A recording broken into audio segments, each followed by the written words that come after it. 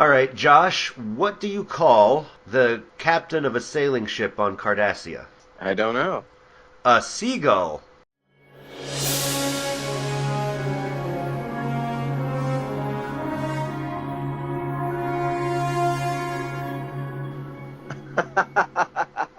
That's pretty good. That's pretty good. Yeah, it really isn't, but thank you very much to Star Trek Online for providing this week's joke. Oh my gosh.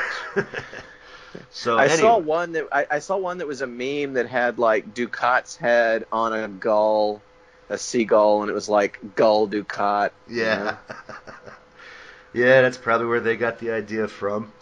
All right, so, ladies and gentlemen, this is the Final Frontier, the Trek Sphere podcast, all about fan films and fan fiction and all the fun fan stuff you've come to know and love. I am Bill Allen, aka the guy in the red shirt, and joining me in the studio today is Josh Irwin. That's right. Thanks for having me on. Thank you. Do you prefer Josh or Joshua? It doesn't matter either way. Alrighty, Josh Irwin. Unfortunately, Adam Mullen could not be with us today. He's off taking charade lessons because he sucks at charades.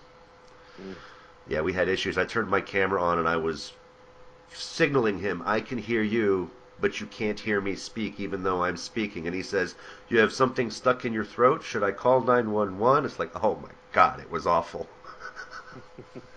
So, he's got to recouple the ODN relays. Yeah.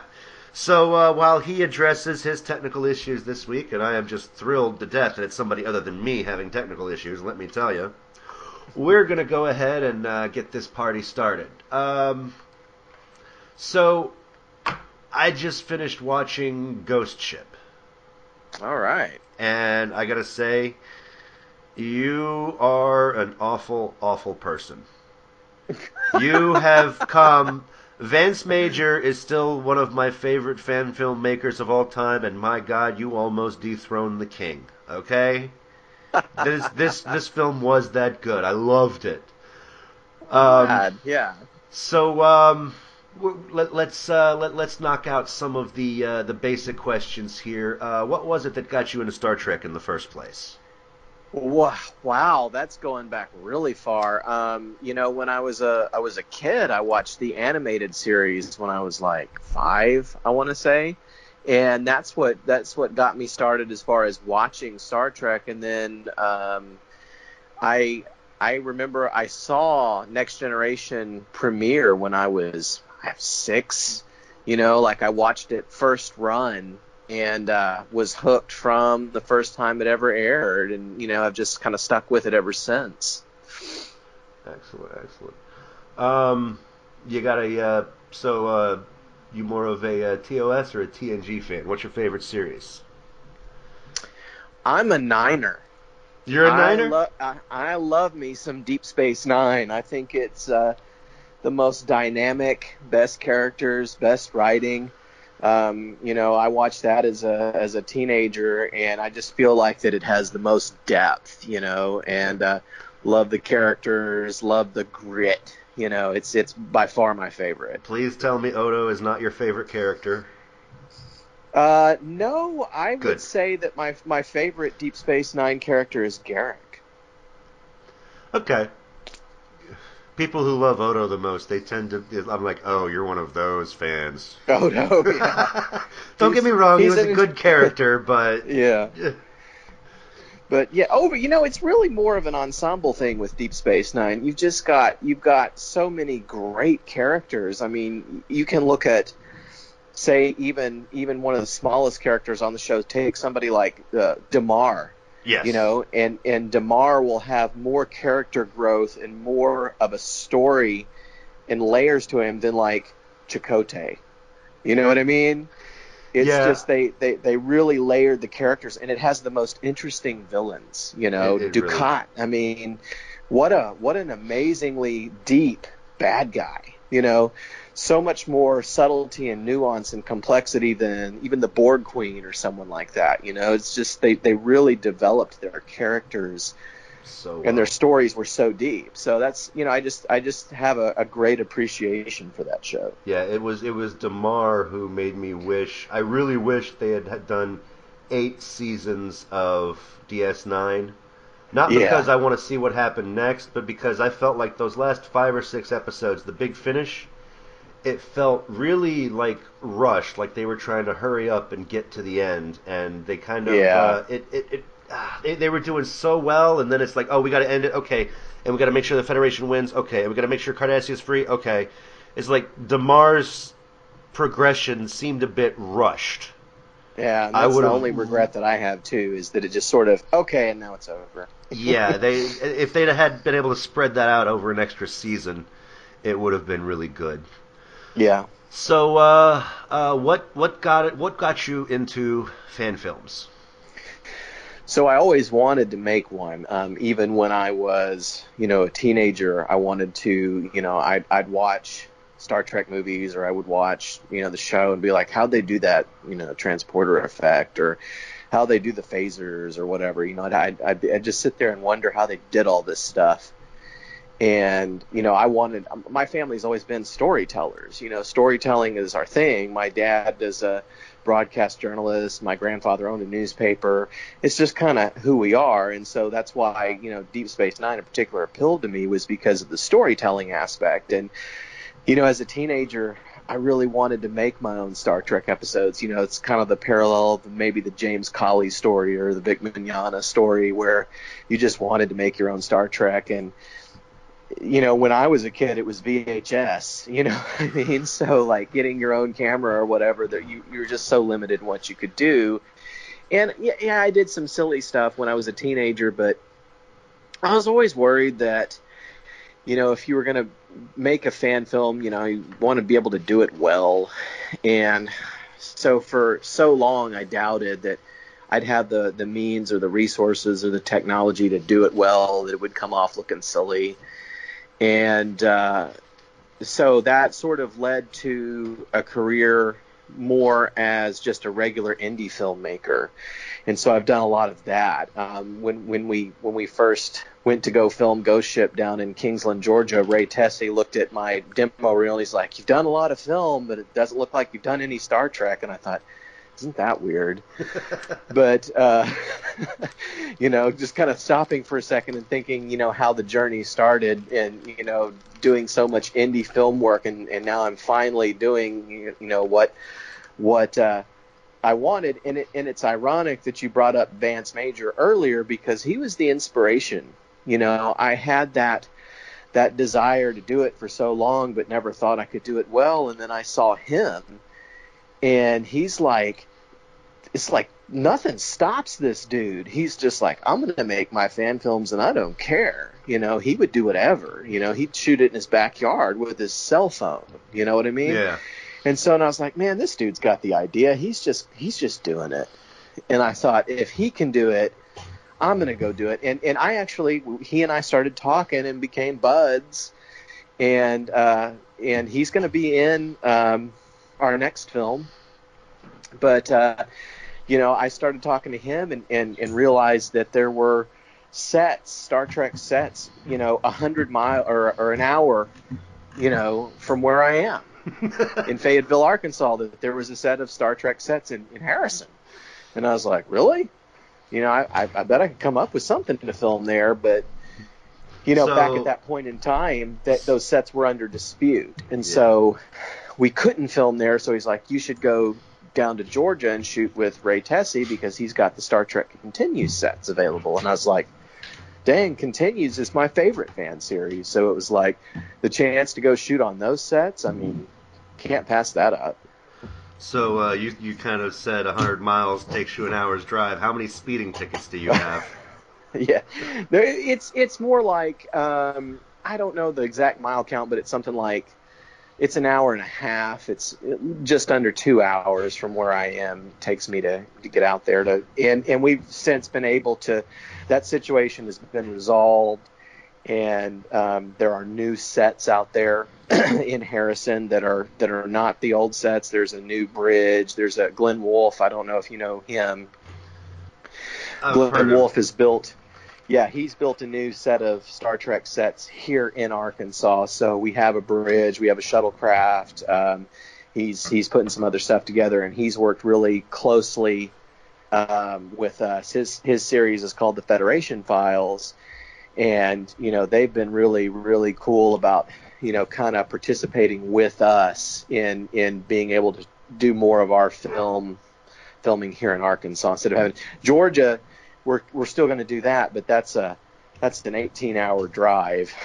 So yeah, that's you gotta watch those miles. Yeah. Yeah, it's a little too long. Oh, are you back? Hey. How long Hi. have you been back? Let's see here. Looks like 2 minutes and 19 seconds. All right. I've just been listening. I didn't want to interrupt you. Ladies and gentlemen, I give you the world's worst charade player. Adam Mullen is joining us. All that makes for really good, like bloopers and whatnot. So I'm really sorry. I apologize. I had no idea that the audio problem was on my side. New computer. I should have really tested it before this. I just assumed that everything was going to work, but you know what they say when you assume.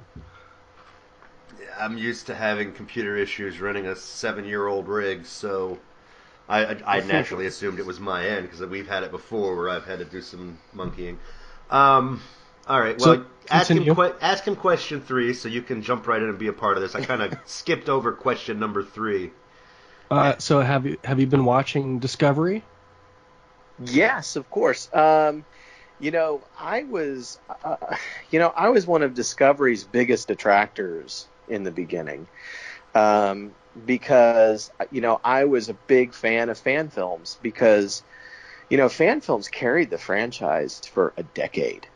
I mean, there was more than a decade that Star Trek was off air, and the only thing we had were the fan films. And so when, it kind of seemed like at first that the fan films were going away, it was hard to imagine how would this continue with the guidelines that came out. And then I was really, really alarmed by, there was like a trailer that was put out at some point in like 2016 or sometime in late 2016. It was just this, if you remember, it was this weird CG trailer that was just a shot of Discovery.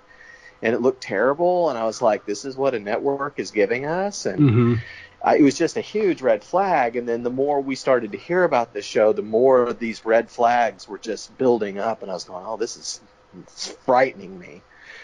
And I watched the pilot, and I'm sitting here going, okay, if I'm going to pay for this, I'm going to watch this and give it the chance to make me want to pay for it, and the pilot just didn't do it. I didn't like it, and so I kind of gave up on it. And then I actually had the chance to meet Sonequa Martin Green about a year ago at a con, and she was very pleasant and very kind, and just like meeting her as a person and talking to her, I was really impressed with her just as a human being and had a great conversation with her. And so I went back and watched it. Started watching the end of season 1, and it got a little better. And then what really surprised me was 2 things. Over the break, we started to hear that they were going to essentially change the creative direction of the show. And then my own experience with fan films had started to show me that CBS really wasn't trying to just shut it down, that they were actually being way more cool with the fan films than we initially thought, that they were kind of backing off, that they weren't going to, that even though they had these guidelines, they were going to give us some flexibility to do some things, that they didn't want to police us or get angry, that they just wanted the fan fiction to stay fan-based. Yeah, so, there were a handful of films that started hitting 6 and 7 figures in their fundraising, and that was like, wait, you're making too much money off of this, and that was the part they were trying to stop. And it's just that if you're raising that kind of money and you've got half the cast of Voyager in your fan film, or you've got Doug Drexler and all these guys behind the scenes, you're not making a fan film anymore. You're making Star Trek. Right. And so I think that the feeling from CBS is that they wanted to keep the fan productions authentically fan-based. And if that's what you're doing, if you're honestly making a fan film by fans for fans, and you're keeping it under a certain dollar amount, and they're not gonna bother you. They're gonna leave you alone. They're gonna let you do your thing if they don't see what you're doing as some sort of competition to them. So that's one element. But then the kind of the news that Discovery was changing its creative direction based on feedback from the fans, I felt like was very mature decision by them to go, okay, we're going to listen to our fans and go, they kind of don't like this, so we're going to change it. I thought that was really neat. I thought that was a really cool move on their part. So I have started watching in season 2, and I'm very pleasantly surprised, especially with the latest episode. I thought was really good. Mm-hmm. Honestly, I think they're lying when they say they did it because of fan feedback, but that's just me. Because I totally get what you're saying about that initial pilot. That was one thing that frustrated me.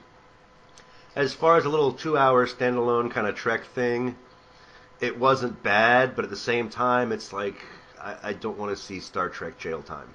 And that's what it was looking like. Yeah. It's like, why do you have to wait till episode 3 to get the premise of the series set up? Really? I mean, come on. Mm-hmm. Not only that, but it was like, you're watching this, the Battle of Binary Stars, and it's a battle between Starfleet and the Klingons, and you're going, what's with these sound effects? Yeah. Yeah. This is really boring, If I want to see a battle between Starfleet and the Klingons, I'm gonna watch The Way of the Warrior, man. That's a battle. Yeah. Whatever this thing was, it was just like, I don't know, it was weird. So I just couldn't get into it. Yeah. But based on some of the stuff they said before season 1, I got the feeling that they were aiming to do a 10-season run. And, wow. Well, it's 10 years. It's 10 years before TOS. Everything is going to look really different from the original series. But over the course of the show, we're going to see how things happen that make things the way they are in the original series. So I get the feeling the quote-unquote changes they're making aren't necessarily from fan feedback, but were part of the plan all along. Each season is going to change a few elements until eventually you get to where they were in the original series. And it's one thing that worries me, because I think they're aiming for a 10-year show, and if it only runs for 5 seasons or whatever, the last few they'll episodes... just rush it. Yes, it's going to come off like the end of Deep Space Nine, where they should have stretched it out for another... Yes, and they're gonna do let's drop Darth Vader in a volcano so we can get to the suit right there at the end of the movie. And it's going to be... That's the one thing that worries me, is they're going to rush the ending if it doesn't go for a full 10 seasons like they want. It didn't really bother me so much to update the look of the show or whatever, in some ways, because it's 2019. You can't make a show that looks like 1966. Now, my argument would be, if you want to make a show with modern technology and make it way cool, just make that show take place further in the future. Don't try to go back to and retcon an era that's established. That's where they're at odds with themselves. Yeah. But no, you can't film a show in 2019 and make it look like a show from 1966. So I can give them some leeway there, but it's just the Starfleet officers not acting like Starfleet officers and Klingons not acting like Klingons that bugged me. Yeah. Especially in season 1. Well, I liked the changes to the Klingons, because it's like, it made me, at first I was like, yeah, these are way different Klingons, and I was like, oh my god, I'm a racist. All Klingons act alike? Really? There's only one Klingon religion? All other religions get ignored? Really? My stereotypes about Klingons and homogenizing them all into one lump, well, that's how Klingons are. Oh my god, I'm a racist. So this is just showing us an aspect of their culture that used to be dominant but got replaced by the later versions. And that's a valid argument about the way Star Trek does aliens, is they do tend to portray them as monolithic sometimes. And that was something that I kind of noticed, is sometimes the human characters can be sort of racist against the aliens. They go, oh, Tuvok, has anyone ever told you you're a real freakosaurus? And didn't anybody warn you about Ferengi at the Academy? And oh my god, that's kind of something to think about a little bit, is that can, humans aren't racist towards each other, but they do seem to be racist towards the aliens sometimes. Yeah, then there's my personal favorite they use through the various series. Oh, our society used to be like yours, but then we evolved. Yeah, and that's a Deep Space Nine thing where Quark lets Cisco have it a couple of times over that. You know what I mean? He's like, you guys may look down on us, but you got a dark past. Yeah. All right. We just love asking people what they think of the new stuff just to get their feelings on it. So because I came in late, I don't know where exactly you are in the questions. Well, we are up to the nitty gritty, the meat of the matter. We are on question number 5. Time to talk about Ghost Ship. All right. Go for it. So Ghost Ship, yeah. As I kind of talked about earlier, the discussions had started with Vance Major, just about, what do you know about these sets here in Arkansas and can they be filmed on? And he kept, kind of saying, that it's real bad shape over there. And I guess the what they called the infamous dog patch sets, they were in a building for a long time that had no power, that had no running water. Yeah. And so, he was like, well, if someone's going to shoot over there, it'd have to be an episode where, the ship has no power or something. And I was like, you can come up with something like that.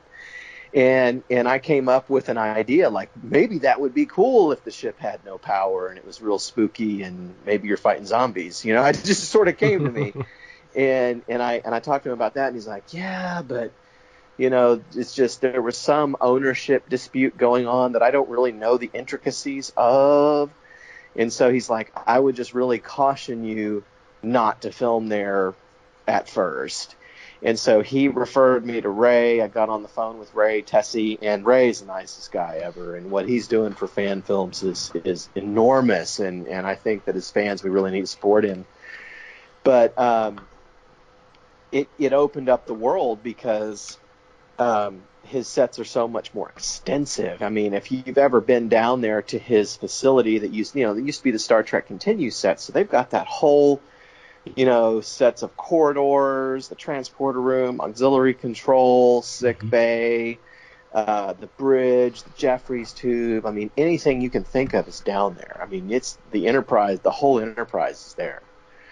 So it's like, wow, now I've got all engineering. I've got all these sets to work with, and it made writing the story open up, because you got the whole ship to play with. And just kind of let it unfold in my head. And, one of my best friends, Tyler Donovan, he's been a Trek fan for forever. We met when we were 11 years old at a Star Trek fan club, and we've both since gotten into indie film and done other things, and he really wanted to do it. And so we just sort of went and did it. I mean, we had the money and we just went and did it. And it was a fun experience. We shot it in September of last year. And another friend of mine, Earl Hale, who is real big into horror and zombie movies and Frankenstein and all of that, he read the script and he was like, dude, you should totally release this on Halloween. And I'm sitting, and this was I think July when he says this to me, we just have a script. And I was like, okay, would you help me with the edit? And he's like, yeah. And so we went and filmed in it was the first week in September, and October 31st, it hit the internet. So we stood by our goal, and I think we surprised some people because no one saw it coming. That was the thing that Jonathan Lane said to me when I talked to him, was like, where'd you guys come from? Usually everyone announces their presence to the world long before they make their movie. They're like, hey, we're going to make this fan film. And then 5 years later, hey, here's our fan film. Or, hey, where's your fan film? Yeah. But we just here it is, it's done, gift to the world, and they're kind of like, we don't know who you are. And it was weird, it was getting some views, and I thought, okay, this is cool. And then it just goes crazy, and one day it hits 10,000, and the next it was 20, and then 30, and suddenly it's 175,000 views. So, and I'm talking to people from all over the world. Yeah, I mean, I love this film. I really did. I mean, the whole zombie story thing, you found a way to make it work in a Star Trek setting. So, I mean, you did a classic in the form of a completely different classic, and it worked. Mm-hmm. It was just really well done. I appreciate that. Yeah. We'll go over finer points, but one thing I've got to ask right now: the phasers you used, were those like working phasers? Were they shooting actual lasers? No, they were. Well, no, they were. They were those like they're the remote controls. You know, where it's like it's a phaser and a remote control at the same time. Oh, Control your TV with it. Okay. But those are like really good replicas. Like Yeah. they're really good replicas. They're better than the toys, and they're like metal, and they feel good in your hands, and they just look solid. You know, we had some toy phasers that we broke, you know, in some of the stunts, but for the hero, you know, on screen, and then that was just a visual effect that we did in Adobe After Effects that took.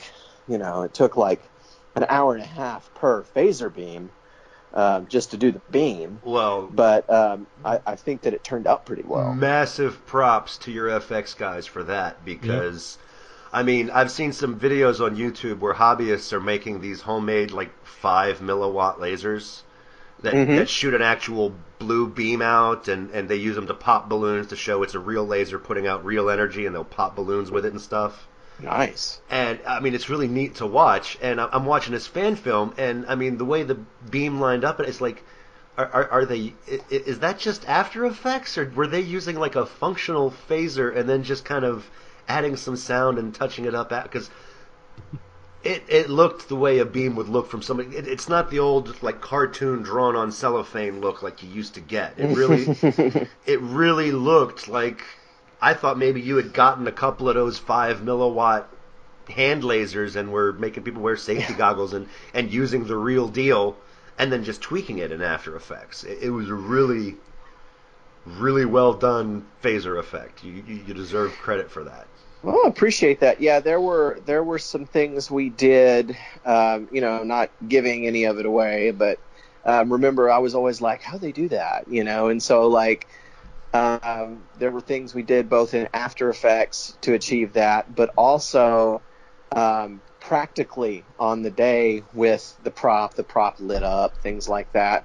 And there were other elements we put into it that made it look more realistic. So there was a practical element that we used, and then something that we did in After Effects that kind of enhanced that. So there was some thought put into it. So yeah, I appreciate that you guys really liked it. That was work done by both myself and Earl, who I talked about earlier. He's a big After Effects guy. He and I kind of worked together on that. I did the beams, and then he killed the zombies. Yeah. he'd make the zombies, you know, vaporize, and he, you know, I was like, hey, let's come up with a little bit different of a way to do this. And he starts pulling out skeletons, and he's like, what if we did something with the skeleton? And I was like, oh, and I pulled up Loud as a Whisper, TNG, and I was like, hey, what about something like this? And, you know, kind of a combination of this and this and this, and he was able to do some really cool stuff. He did a neat effect in After Effects where there was blood flying around when Victoria Fox is hitting me with like a you know, a pole or whatever, and like blood's flying all over the place. That was all in post. Wow. So I have a question. Yes. What was your budget for Ghost Ship? I want to say it was something like about $7,000 all told. Oh, okay. Wow. But that's not including, you know, things like, you know, we already had all of the gear, you know, already had all of the sound gear and the camera and the lenses and so all that definitely that stuff. Saved you a lot of money already having that equipment. Yeah, and a lot of it was, you know, driving down to Georgia, staying in hotels, you know, that adds up pretty quick. Buying people food, you know, because I fed the crew. You can't pay people, but you got to feed them. You got to get some food in there, and I took them out to eat, and you know, it was real nice to them, and costumes and props, and like you know, phaser, just one of those really nice phasers, like almost $200 just to get one of those phasers. and the communicators were expensive, and our films take place in an alternate universe. Mm-hmm. So, we had sort of the Star Trek Beyond tunics, and then we had those really cool Discovery metal deltas, which I thought, it's kind of a TOS era, but it's a JJ movie tunic, and then you put a Discovery badge on it, and suddenly it has a TNG feel to it. Isn't that weird? It's you did a really good job of using what you had and being creative and, saying it's in this different universe. I think that's really clever. It was just a thing where everybody gets so worked up over the C word, canon. Yeah. And I'm like, well, it's not a religion. I guess it is. But I just wanted some flexibility to do my own thing. And so it's an alternate universe. Okay, now we can do whatever. And it's cool, if we want to take a Constitution, Sam Cockings did our visual effects with regard to the spaceships and all that. If we want to take our Constitution class and make it different, give it glowing warp nacelles and torpedo tubes on the outside, or whatever else we want to do with it, we can do that. We have the ability, now that we're in an alternate universe, to kind of play around and update the look. And for our latest film that we just released this past week, Avalon Lost, he built a brand new shuttlecraft, and so it's that we have a totally different design of a TOS era shuttlecraft that we use. So it just gives us a lot of creative freedom to do different things, and as we make more films that take place in this universe, you're going to see it diverge even more.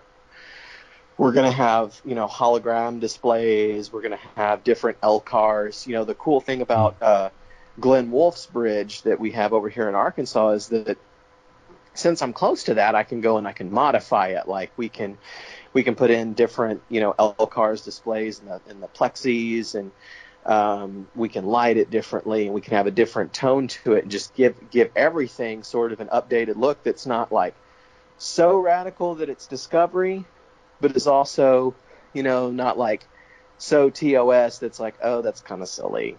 You know what I mean? Because those sets were not meant to be, if you watch the remastered original series, that wasn't ever meant to be shown in HD. And so it's like kind of funny to watch it in HD and be like, I can tell that's foam, and I can tell William Shatner's wearing a wig. And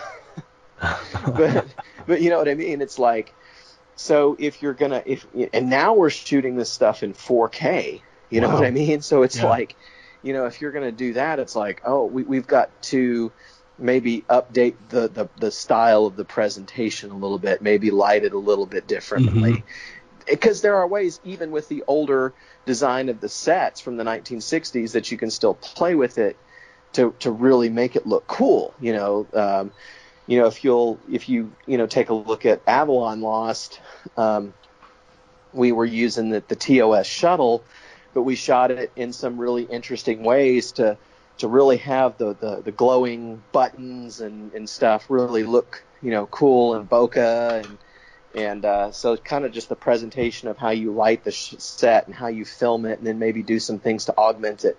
You can make it look way cool, just by slightly updating the look. I mean, you go back to TOS and they're filming with something like 100 speed film or something, and it's so they're using 500 and 5,000 and 10,000 watt lights, 2,000 watt lights. I mean, if you look at the set photos, they've just got gigantic lights. They're blasting those guys with light. And these days, we can go out there with a camera that's 2500 ISO, and we can almost shoot in the dark. And so you can kind of play that to your advantage a little bit. Bill, do you have any further questions about Ghost Ship, or shall we transition to Avalon Lost? There is one thing I have to kind of question, kind of complain. Okay. I mean, I one of the things I really loved was during the action sequence, you're tossing out a whole bunch of Arnold Schwarzenegger one-liners, even including a variation on "Get to the chopper." But come on, it's like it was all Arnold. Where's your Stallone? Oh yeah. Where's your Bruce Willis? Come on, you did like every Arnold line, and that's it. I mean, Now that is a legitimate complaint. Yeah. There should have been some Bruce Willis and some Stallone in there. Definitely, we'll have to take note of that. Maybe we'll file that back for the next film. There you go. I mean, honestly, you had great characters, wonderful dialogue that didn't take itself so seriously at times. I love that, but it's like, come on, man, you're gonna do everything from Arnold, but you're not gonna do Stallone. Yeah, he didn't even. We're gonna fix that. Yeah. But I certainly enjoyed Ghost Ship. Thank you. And it's like, nobody told me you made another movie. It's like, come on. It's like, now, so let's talk about Avalon Lost.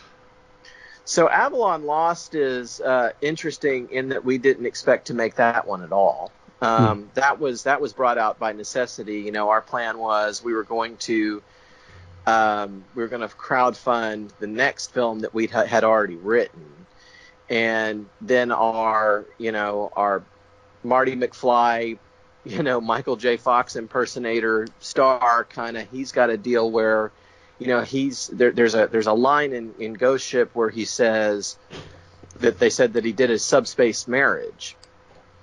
And that's in reference to the fact that the dude was actually married to a woman in another country. He's been doing this long distance marriage for years now.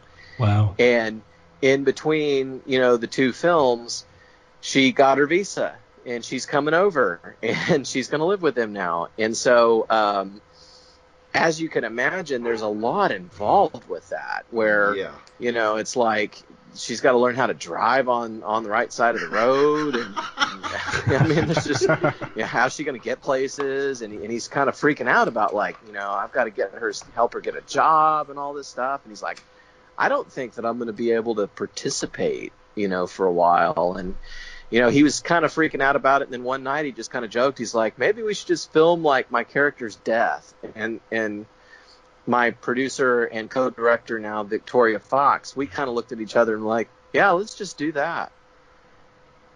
And, he said it as a joke and we took it seriously. So we just kind of wrote a film and then we went and killed him. Wow. And that became Avalon Lost? Yeah. Wow. Not spoil it if you haven't seen it. So this is like a distant sequel to the entire run of films about the USS Excalibur, or no, it isn't. It's a sharp turn.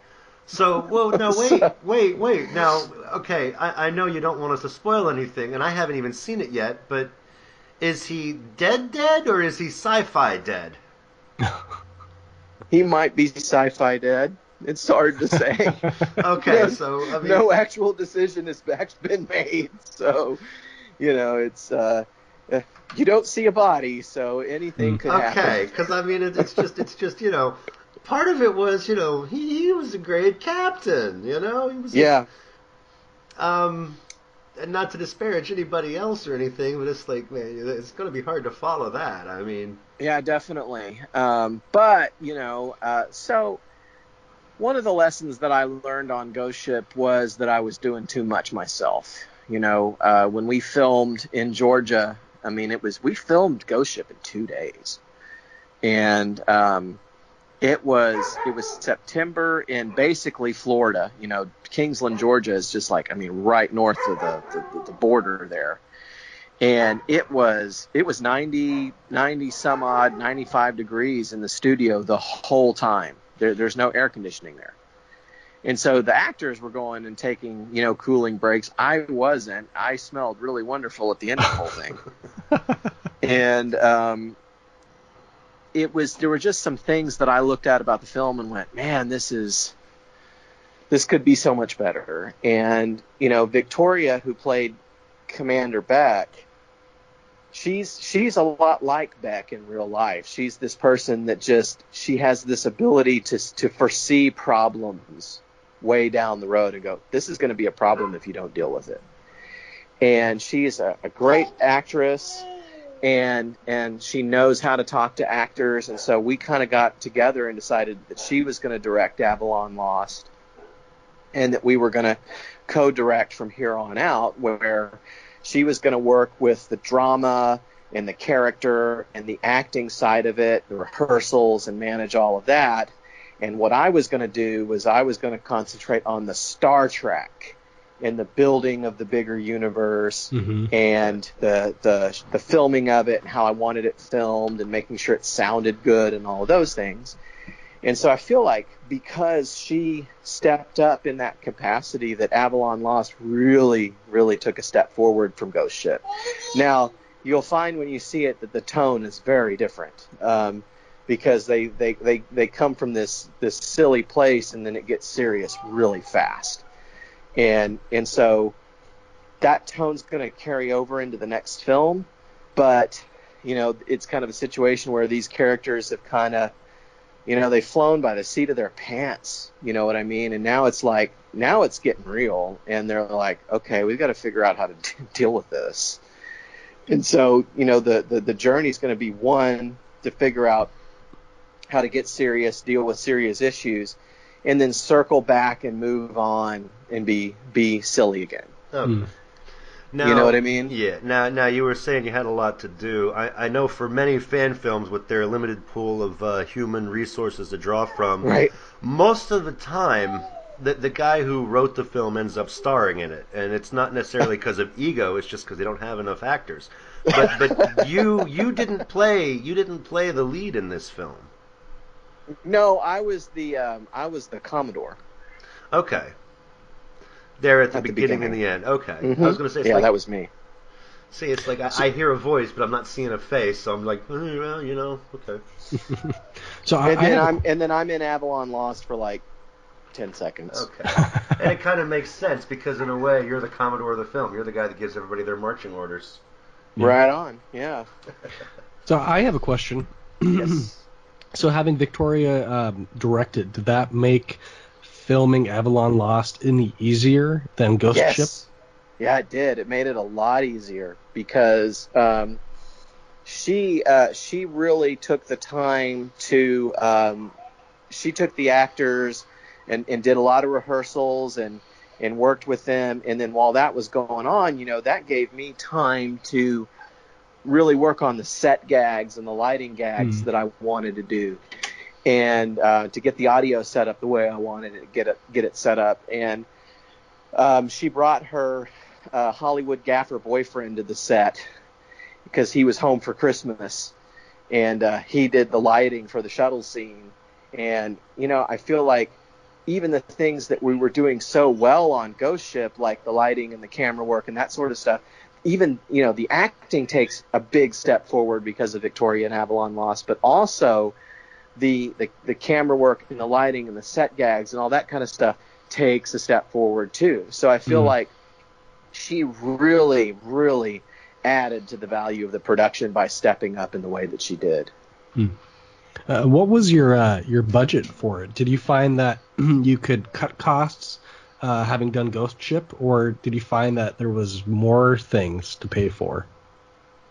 So we had the costumes, we had to we introduced a couple of new characters, and so we had to outfit them, but that's not that big of a deal.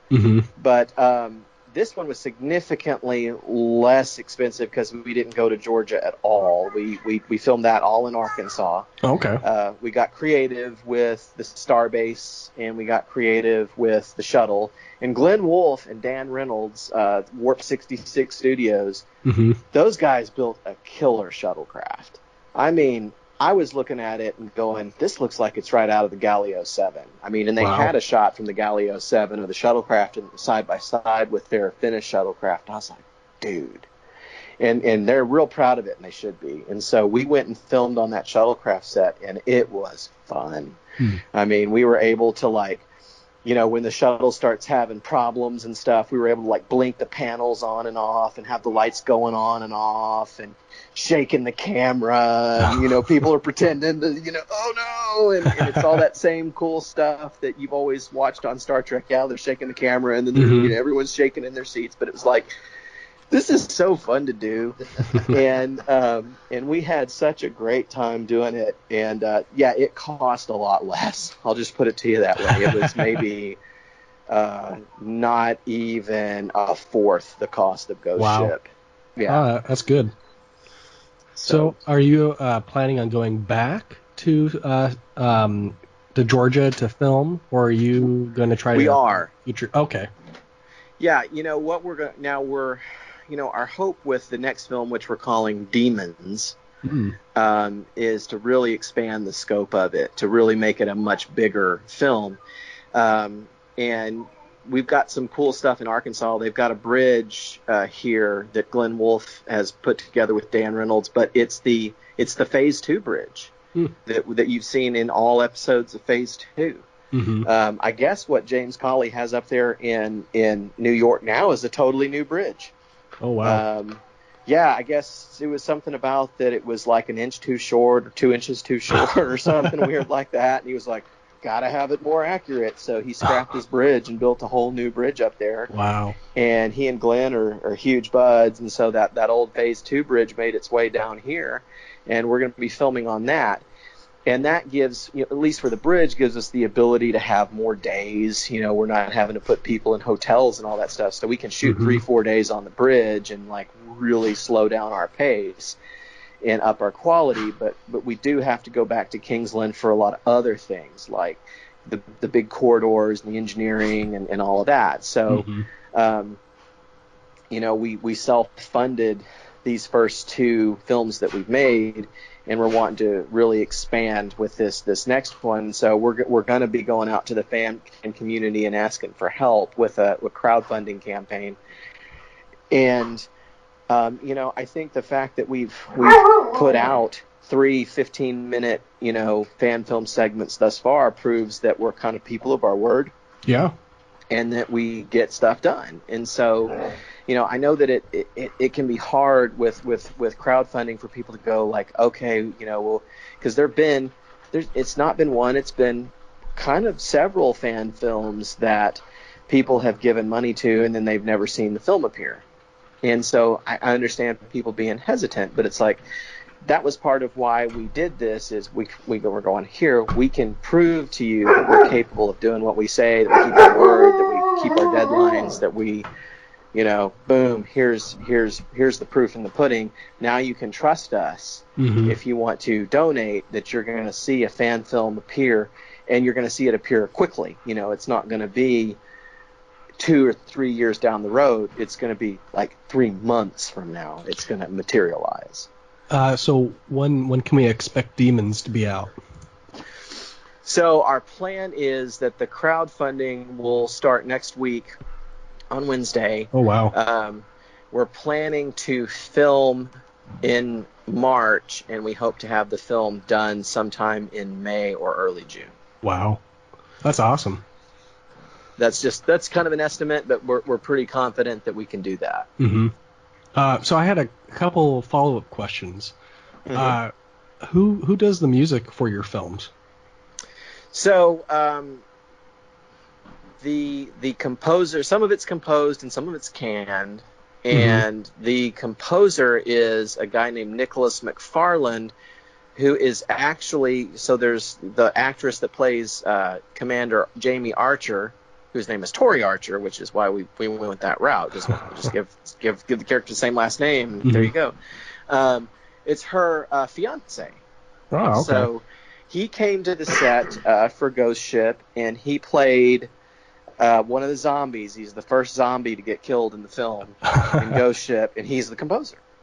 And he was also like a really great PA. He worked behind the scenes and went and got everybody burgers at lunchtime and helped us move stuff around, and was kind of an all-around great guy, and drove her to the set. They had to travel separately because of her schedule, and he drove her all night, and they showed up and rolled up ready to go that morning, and she'd slept in the car, and he'd driven her all night. Wow. So he's way cool.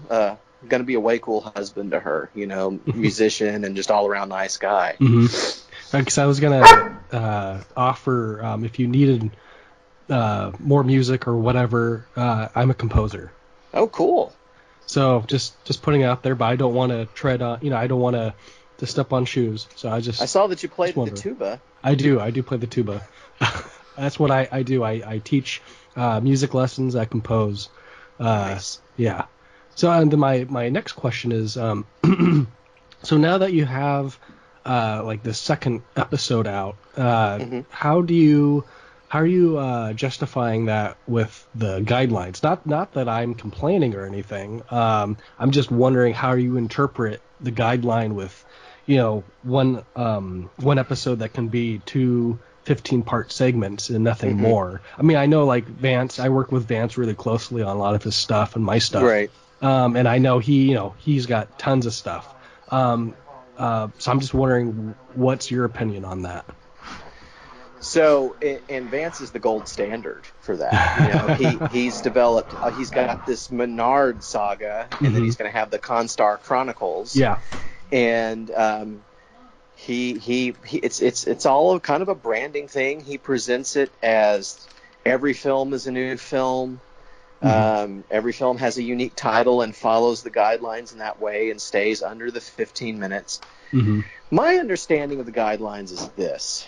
That, and I think we talked about this a little bit before you joined the conversation, but the intent, from what I understand from CBS, is not to just shut down fan films. Initially there was this sort of arms race between big players where, again, if you've got half the cast of Star Trek Voyager in your fan film, or you've got, Andrew Probert, Doug Drexler working behind the scenes, whatever, you're not making a fan film anymore. You're making Star Trek. Yeah.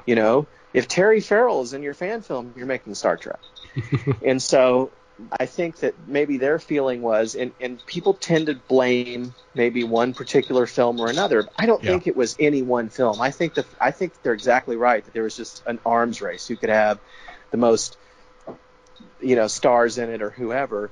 And I feel like that they just went, this is getting out of hand. This is violating the spirit of a fan film. And so they initially made those guidelines to kind of put an end to all that. And they didn't want to shut down fan production. They just wanted to put an end to that. And so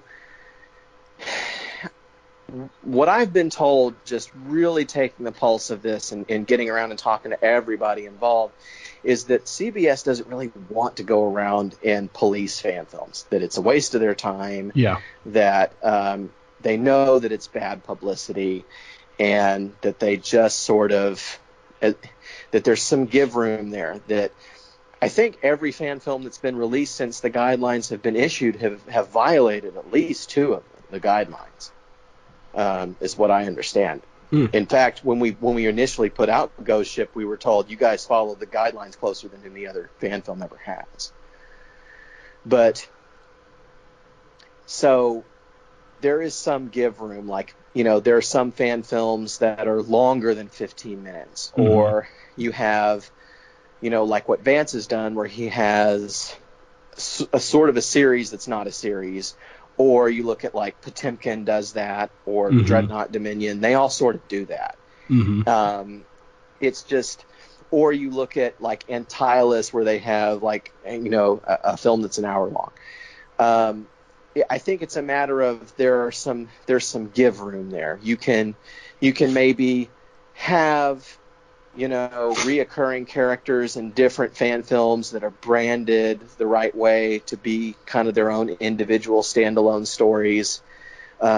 Just don't, spend $1 million on it and don't have, Jeffrey Combs be in it.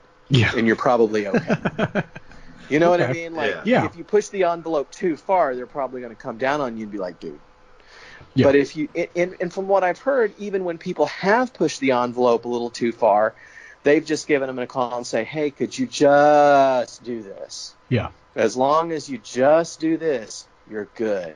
Like Sam Cocking's a good example. He did his Temporal Anomaly, and he had like some footage from like Star Trek First Contact or something beginning, and they just called him on the phone and said, look, dude, if you take that out, no one cares. You're good to go.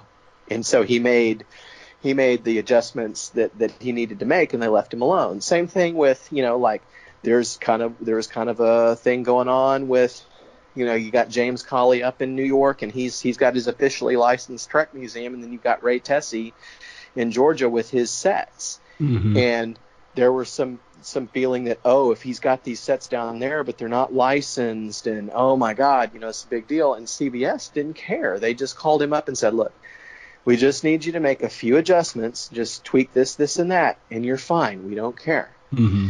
And so I feel like they're being really cool. They don't want to, make us stop having a good time. They just want us to keep in the spirit of it being a fan film. Yeah. They just want it to be by fans for fans. They don't want it to be something that either looks like something that they would be doing or would compete with what they're doing. And as long as you're doing that, they pretty much leave you alone. Yeah, I can't remember if it was James Colley's or if it was Vic Mignogna's, but one of those two TOS fan film series used to open with the NBC Peacock from 1966.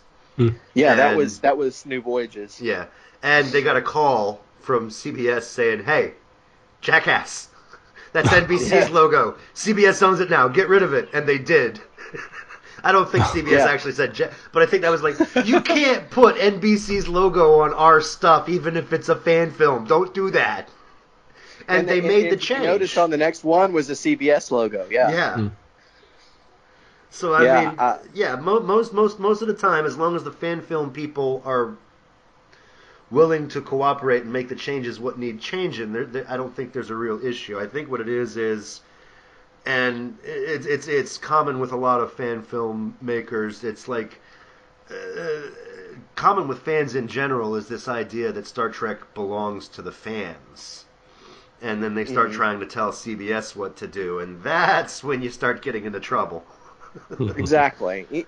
They're being cool about letting us play in their sandbox. They're being way cooler than they could be about it. Yeah. And I'm very grateful for it. And if they tell me to change something I'm doing, I'll do what I need to do. It's no big deal. But as long as they let us kind of play in their sandbox, I'll subscribe to their all access and say that they're doing a good job. You know what I mean? It's no big deal. Mm-hmm. It's interesting too. Like, if you want to talk about fan films being big, Wars is where it's at. Like, if you guys looked at the Star Wars fan film stuff. Oh yeah. Oh my goodness. And there's the story with the Darth Vader fan film. Like, you couldn't even do that in Star Trek. You couldn't make they're making a Darth Vader movie, and it got 9 million views, and Disney monetized the dude's fan film to them. And I think George Lucas himself had to step in and be like, "Come on, Disney, let him have some fun," and demonetize. And they complied. They let it go and demonetized the guy's channel. But they had made a bunch of money before they did that. Yeah, before they did it. But it shows.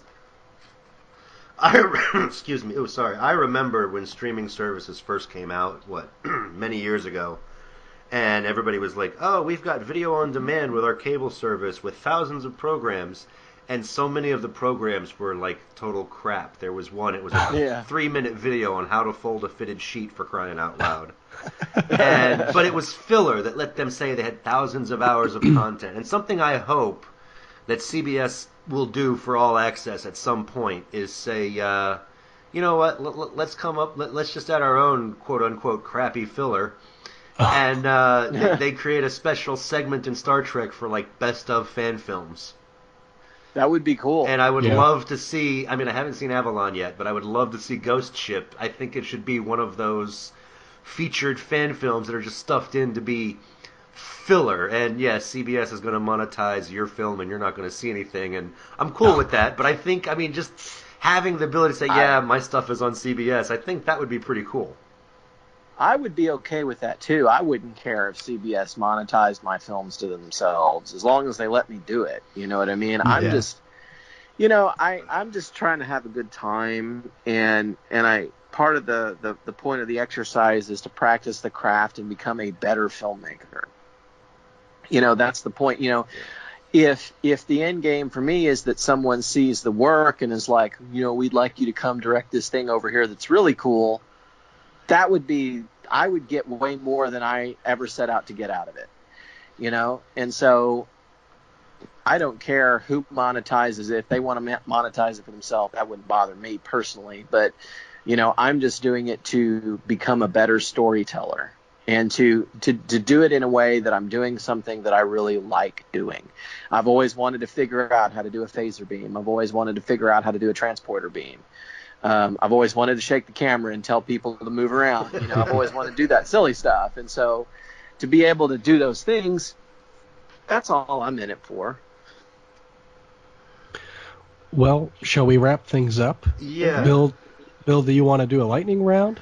No. I think with all of our delays and everything, we can skip the lightning round. But I figured I would ask you if you wanted to do a quick trivia question of the week. We'll just do the question and answer now instead of having time to percolate it, because you usually have one, and I know you were gone for the beginning of it. Yeah. So Star Trek trivia? Yeah. Okay. So what is the name of Leonard McCoy's daughter? Is it Jessica, Datira, Joanna, or Vina? Oh, wow, that's a great one. I don't know the answer to that one. I'm going to... Did you say Leonard Nimoy? Leonard McCoy. Leonard McCoy, his daughter's name is Joanna. What do you think, Bill? I'm going with Joanna, too. I have no idea, but I'm trusting... He sounds so confident about that. I'm trusting him. Yeah, so you know your stuff. It is Joanna, and we find that out from the animated series, from the episode Survivor, the Survivor. So I was trying to be really tricky, but I guess I couldn't stump you. I thought at first you said Leonard Nimoy, and I was like, I don't know what Leonard Nimoy's daughter's name is. I know his son's name, but if you're talking about McCoy, then yeah, I know that one. That was sneaky. Yeah. Usually I have a follow-up, but I could not think of a follow-up to that. But good job. You got me. So I guess, Bill, take us away. Alrighty, that's all the time we have for today, ladies and gentlemen. I'd like to thank our guest, Josh Irwin. Thank you. And be sure to check out his films Ghost Ship and Avalon Lost, and coming this summer, Demons. That's right. Definitely some good stuff worth checking out. Like us on Facebook. Like and follow us on Facebook. Check us out on YouTube, the iTunes Store, and Google Play. Do we have a Twitter? No, we don't, because I'm too lazy about Twitter. Okay. Does Trek have a Twitter? Yes, TrekSphere does have a Twitter. Well, tell TrekSphere to Twitter us a little bit. So, I think James Hams does. Okay. But I'd like to point out that we recently switched Facebook pages from, we had our own, the Final Frontier podcast, and now we've merged with the TrekSphere fan page. It just makes things a little bit more efficient. Hopefully that makes us do a little bit better getting us out to viewers, because we are a very small podcast. Small but fun. But fun. We try. Yeah, we try. When I show up. So I do apologize about that. Special thanks to Adam Mullen, who's having can't hear what you say. Is your audio still working? Yeah. I really thought it was you, Bill, because we've had problems before in the past, and man, I was so surprised. But I'm not surprised because I didn't check. I didn't do an audio check before. So yeah, my bad. Blame the guy in the red shirt. I see how it is. Yeah. Yep. All right. So thank you, Adam. Oh, you're welcome. Thank you, Josh. Thank you, Bill. Thank you. And I am Bill Allen, a.k.a. the guy in the red shirt, and this has been The Final Frontier. And don't worry, folks, I'll be back.